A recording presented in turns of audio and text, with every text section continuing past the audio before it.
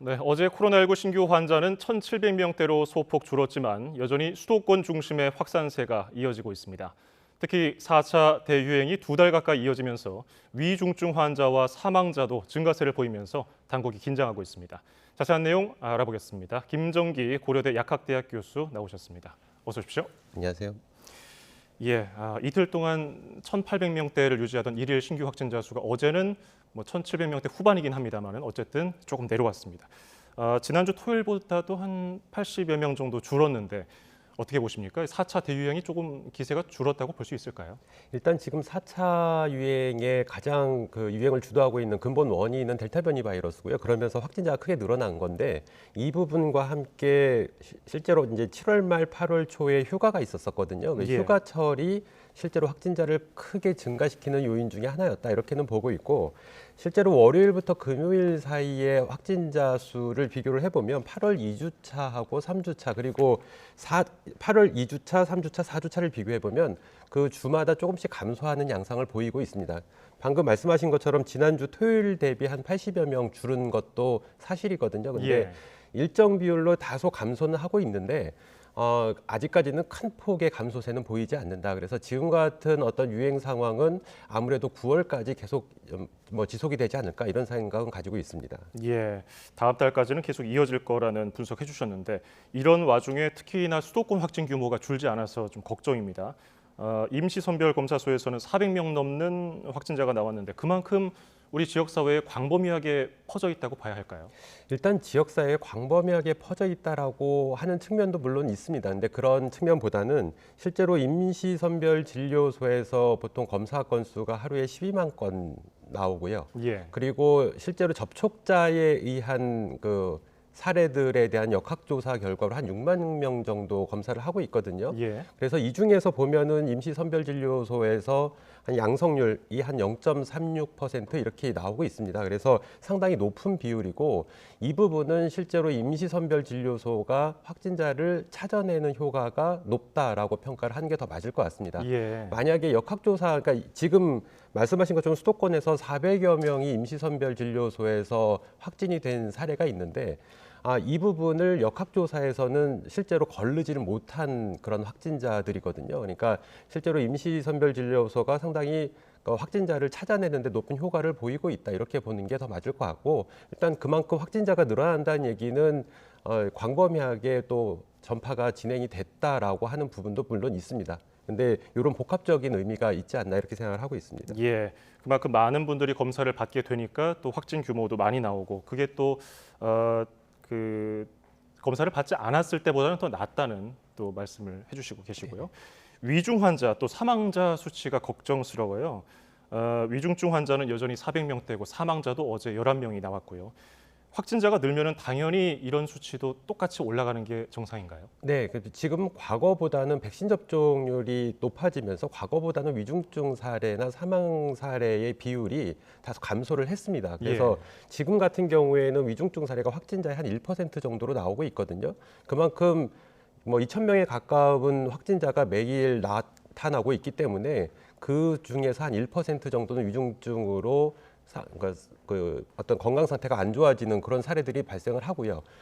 특히 확진자 중에 한 0.1에서 0.2%는 사망으로 이어지는 사례도 나오고 있거든요. 그러니까 확진자가 증가를 할수록 위중증 사례와 사망 사례는 계속 높아질 수밖에 없다 이렇게는 보고 있고 그 뒤에 현재 보통은 위중증 사례가 확진 이후에 한 2주 정도 후 그리고 위중증으로 발전한 그 시점부터 한 2주 정도 후에 사망 사례가 나오고 있거든요. 그러니까 지금 확진자가 크게 증가했던 8월 초에 실제로 확진되신 분들 중에 위중증 사례가 또 다수 나올 거다 이렇게 보고 있습니다. 그래서 앞으로 지금의 유행이 계속 진행되는 한, 그러니까 정점에 도달한 이후에도 이런 위중증이나 사망 사례는 계속 증가하는 양상을 좀 보일 거다 이렇게는 보고 있습니다. 그렇군요. 특히나 상대적으로 젊은 층, 20대에서 40대 젊은 층의 위중증 환자가 늘어나서 좀 걱정입니다. 전체 한 절반을 넘는 수준으로 나타나고 있거든요. 근데 대부분 그 연령층에서 백신을 안 맞은 사람들이라고 하는데 그만큼 젊은 사람들도 조심해야겠어요. 일단 젊은 층에서도 지금 위중증 비율이 상당히 높은 비율로 나오고 있습니다. 생각보다 높은 비율로 나오고 있기 때문에 예. 기본적으로는 젊은 층, 그러니까 우리 국민들이 젊은 층은 걸려도 크게 문제가 되지 않는다라는 인식이 다소 있거든요. 그런데 그렇지 않다라고 하는 부분들을 실제로 보여주는 그런 사례다 이렇게 생각을 하시면 될 것 같고, 특히나 98.8% 정도가 미접종자로 알려져 있거든요. 예, 그만큼 예. 백신 접종의 중요성이 상당히 강조되는 부분이다 이렇게 보시면 될 것 같습니다. 그래서 따라서 지금 20대에서 40대까지의 백신 접종 예약률이 한 70%를 밑도는 수준으로 보이고 있거든요. 물론 다른 사례로 접종받은 사례들을 포함하면 한 70% 정도를 생각하시면 될 것 같은데, 나머지 접종을 지금 희망하지 않는 한 30% 정도 층에서도 실제로 접종이 필요하다라고 하는 부분들을 다시 한번 보여주는 그런 사례다 이렇게 보시면 될 것 같습니다. 예. 위중증 환자에 더해서 사망자도 최근 7주간 20대에서 40대 사이 13명이 발생했습니다. 이 가운데 10명은 기저질환이 있었다고 하고요. 그러면 특히 어떤 병을 앓고 계신 분들이 더 조심을 해야 될까요? 지금 사망자 13명, 20대에서 40대 사이의 사망자 13명의 기저질환이 한 10명 정도가 기저질환을 갖고 계신 걸로 알려져 있고요. 대표적으로 우리가 아는 악성 신생물이라고 하는데 이 부분이 암입니다. 그러니까 암 환자라고 하든가 아니면 순환기 계통에 문제가 있으신 분, 그러니까 심장이나 혈관 계통에 문제가 있으신 분들이고요. 그다음에 내분비계하고 대사성 질환으로 나오는데 이건 보통 뭐 갑상선이나 당뇨 등 이게 호르몬하고 관련되어 있는 그런 질환이다 이렇게 보시면 될 것 같습니다. 기본적으로 이런 부분들의 문제가 좀 있으신 분들은 특히 조심을 하실 필요가 있다라고 보고, 이 이외에도 뭐 만성 신장이라든가 폐라든가 아니면 뭐 간이라든가 이런 부분에 문제가 있으신 분들은 아무래도 위중증으로 발전할 가능성이 상당히 높다 이렇게 보시면 될 것 같습니다. 그렇군요. 정부 조치 좀 얘기해 보겠습니다. 정부는 고강도 거리두기 또 방역 조치를 통해서 대유행의 급격한 확산을 막고 있다고 평가를 하고 있는데요. 근데 또 일부에서는 4차 대유행 이후에 그 거리두기 4단계 시행 이후에도 이동량은 줄지 않았다면서 좀 실효성에 의문을 제기하거든요. 이 부분은 어떻게 봐야 될까요? 그러니까 최근 일부 연구진의 분석에 따르면 말씀하신 것처럼 뭐 쇼핑센터를 방문했거나 놀이시설을 방문했거나 아니면 소점포들을 방문했던 그 이동량을 분석을 했는데, 예. 1차부터 3차 유행까지만 해도 고강도 거리두기를 시행을 하면 한 30%포인트 정도 이동량이 감소했다라고 합니다. 근데 4차 유행 때는 훨씬 더 적은 한 0.5% 정도의 이동량 감소 효과밖에 없다라고 얘기를 하면서, 실제로 말씀하신 것처럼 지금 고강도 사회적 거리두기가 실효성이 없다라고 얘기를 하는데, 저는 다른 의견을 가지고 있고요. 실제로 고강도 거리두기를 하면서 이 정도를 그래도 억제를 하고 있다라고 보는 게 맞을 것 같습니다. 만약에 거리두기 단계를 완화하게 되면 이동량이 오히려 마이너스가 아니라 플러스로 바뀌는 상황이 발생할 수도 있다 이렇게는 보고 있고, 따라서 지금 뭐 수도권에서 4단계, 비수도권 3단계를 좀 장기간 적용을 하고 있는데, 이러한 부분들이 이동량에서는 과거 유행보다는 그 감소폭이 덜합니다만 급격한 이동량 증가 내지는 급격한 확산은 억제하고 있다. 이게 긍정적인 부분이 있다라고 보시는 게 맞을 것 같습니다. 그렇군요. 자, 이런 상황에서 추석이 얼마 안 남았습니다. 정부가 곧 추석 연휴 특별 방역 대책을 발표할 예정인데요. 이동량이 늘어나는 만큼 방역 수칙을 당장 완화하기는 어려울 것으로 보입니다. 당국 발표 잠시 듣고 오시겠습니다. 이동량이 줄면은 유행 규모가 점점 줄어들기 시작하는 쪽으로 나타나고, 이동량이 증가하면 역으로 유행 규모가 커지는 쪽으로 나타나고 있습니다. 이는 이번 4차 유행뿐만 아니라 지난 유행 과정에서도 계속 그러한 비례관계들이 성립되는 것을 확인하고 있습니다. 예, 방역 당국의 설명 듣고 오셨는데요. 일단 9월 중순부터는 확진자가 감소할 것으로 전망을 하고 있습니다. 그래서 추석 때 가족 모임이라든지 요양원 면회 같은 거 허용 여부를 검토하고 있는데 어떤 점이 관건이 될 것으로 보시는지요? 일단 가장 큰 부분은 근본적으로 이번 추석까지만은 좀 이동을 자제시키는 방향으로 방역 조치를 강화하는 게 더 맞지 않나 이런 생각을 가지고 있습니다. 예. 그러니까 정부의 발표대로 예상대로 지금 9월 중순에서 말경이면 지금 유행이 감소세로 전환을 할 거다라고 보고, 그 배경에는 가장 중요한 게 백신 접종률이 높아지고 있는 부분이거든요. 그러니까 예. 우리가 이번 추석 때까지만, 그러니까 코로나19가 발생한 이후에 우리가 명절을 보냈듯이 그렇게 그 이동을 좀 제한을 하면서 방역 수칙을 철저히 지키는 방향으로, 그러니까 앞으로 한 달에서 두 달 정도만 더 고생을 하시면 앞으로의 상황은 더 나아질 수 있다, 이런 생각을 가지고 있거든요. 그래서 지금 추석이 관건인데 추석을 어떻게 보내느냐에 따라서 이번 4차 유행의 정점이 언제 빨리 올 거냐 아니면 보다 늦춰질 거냐가 결정이 됩니다. 그래서 이번 추석까지만은 과거처럼 그렇게 이동을 좀 제한을 하고 가능한 한 뭐 고향 방문을 자제하시는 게 더 바람직하지 않을까, 이런 생각을 가지고 있습니다. 예, 좀 걱정이 되는 것이 추석을 앞두고서 여전히 지금 직장 그리고 학원, 병원 이런 일상 곳곳에서 집단 감염이 벌어지고 있고요.